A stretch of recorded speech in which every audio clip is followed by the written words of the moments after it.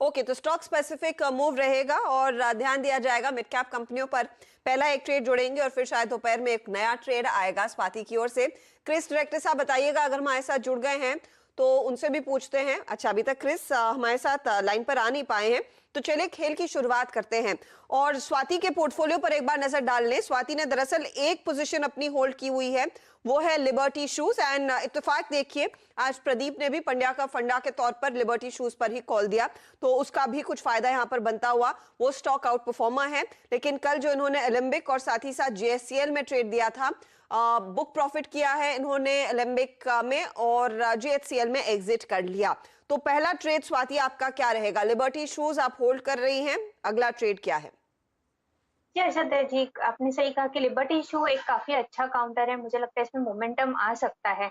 आज भी intraday specific हम लोग ने 146 का एक पीक देखा है। अगर ये वापस 145 ब्रेकआउट करता है तो इसमें पोटेंशियल है 150 155 लेवल्स जाने पे।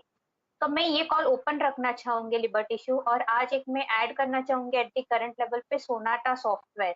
ये अगर मैं चार्ट देखती हूँ इंट्राडे बेसिस पे, तो उसने एक डाउनवर्ड स्लोपिंग चैनल का ब्रेकडाउन दिया है। कल भी इसमें हम लोग ने काफी अच्छे मोमेंटम देखे थे वॉल्यूम्स के साथ। आज भी काफी अच्छा मोमेंटम है, वॉल्यूम्स कल से भी आज हायर है, ब्रेकआउट दिया है 245 का।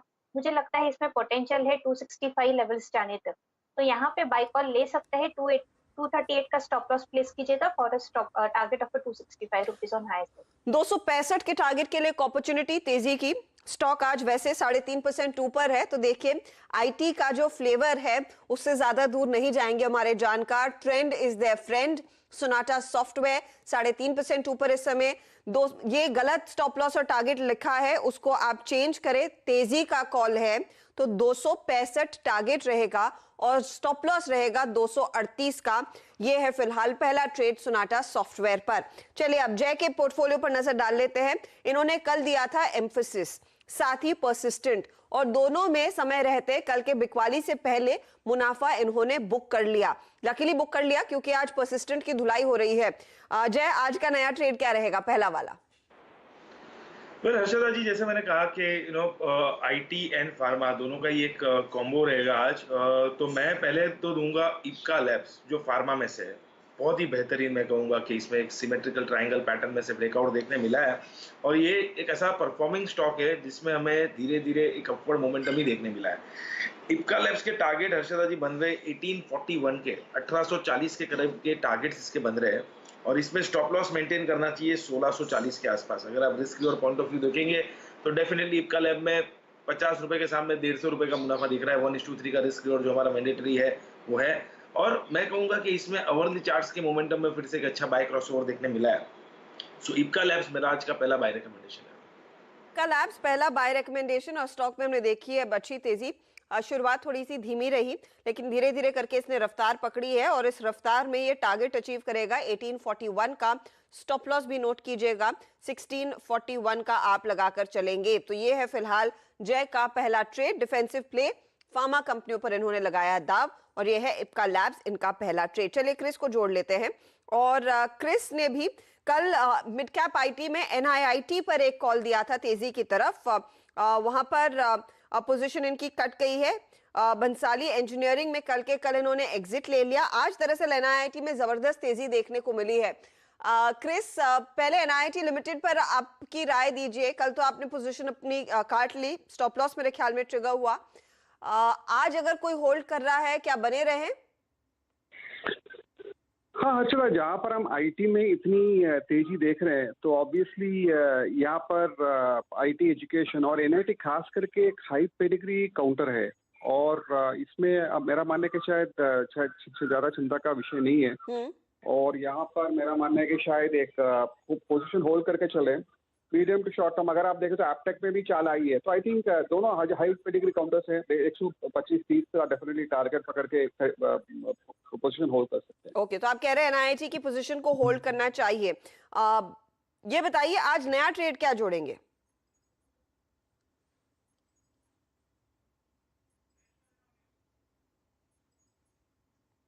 क्रिस, आप ही से मैं पूछ रही हूं, नया ट्रेड क्या जोड़ रहे हैं?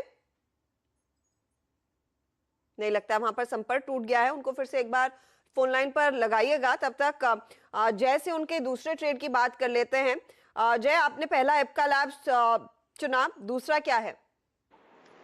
हर्षदा जी, जो दूसरा स्टॉक मैं आज दे रहा हूँ वो है जेंजार टेक्नोलॉजी।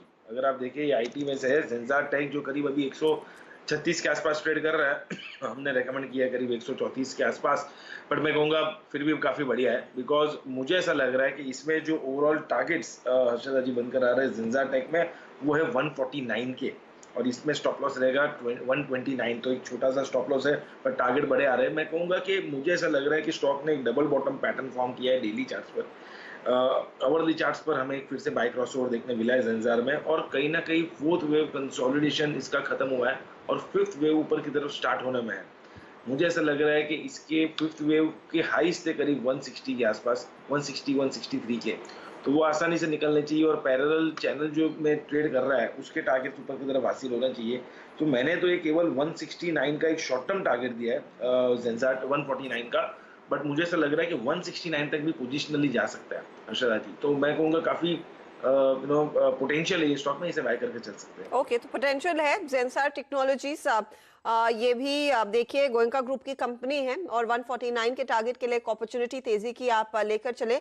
हर्ष गोयनका ग्रुप की कंपनी है, याद रखिएगा, 4% ऊपर, वरना संजीव गोयनका ग्रुप में फर्स्ट सोर्स है, तो दोनों के पास एक एक मिड कैप कंपनी है। जेंसार टेक की बात हो रही है, लेकिन फिलहाल 136 रुपए 90 पैसे पर कर रहा है ट्रेड। आगे का टारगेट 149 रहेगा और स्टॉप लॉस आप 129 पर लगाएंगे, 4% ऊपर है।